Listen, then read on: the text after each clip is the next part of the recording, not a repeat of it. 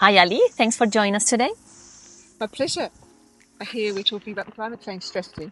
Yes, we are. So the climate change strategy is all about reducing greenhouse gas emissions and preparing for the impacts of climate change. And today we wanted to talk you through the 2 reduction options for community emissions and also the council emissions reduction targets. It sounds critical. Can you break down those targets? Sure. So we have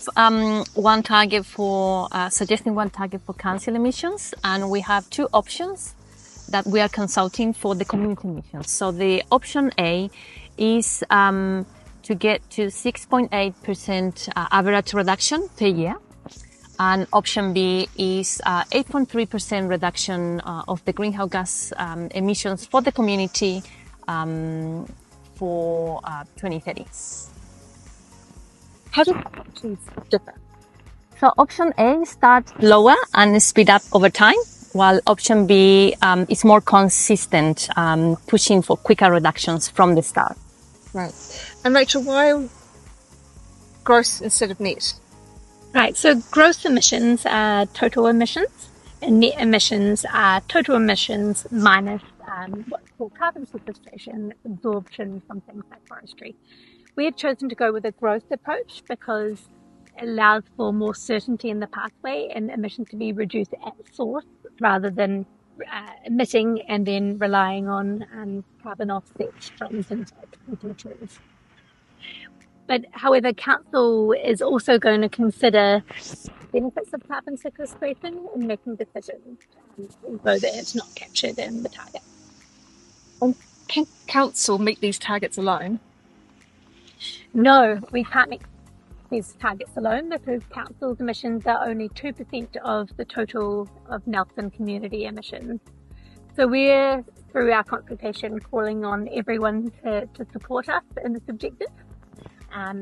We're looking to community organisations and businesses, iwi, to help us in these goals. And very importantly, what's the cost to meet these targets? We don't know the costs exactly because modelling is very difficult, but we do know that delaying action is going to cost us more in the long run because when you delay action to reduce emissions, it generally gets more expensive each year. And how can the community help us to meet these targets? So there's lots of things the community can do. As an individual, you have a lot of choices that you can make.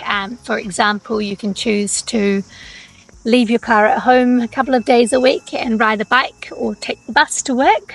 Or you could compost and reduce your household waste, for example. For businesses, you could measure your emissions and then create a plan for reducing those emissions over time and look at what climate risks you face and how you mitigate those risks. And for organisations, you have a lot of ability to influence also through measuring your emissions, but taking part in collective action and joining up with other groups. So tell me more about council's emission targets.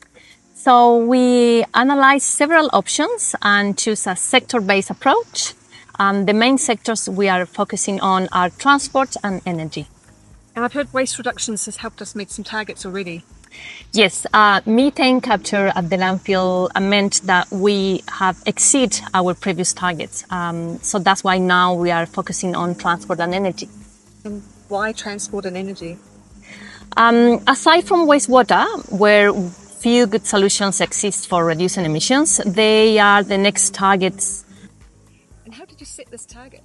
It was based on IPCC recommendations, where we aim to reduce in 43% our greenhouse gas emissions. And what actions are needed to meet this target? For transport, we are focusing on the fleet, in the council fleet, and for example, bringing more electric vehicles. And for the energy, we are focusing on solar panels, renewable energy, but also energy efficiency initiatives. Wonderful. Thank you very much both for these awesome You're very insights. welcome. Here's to the work ahead.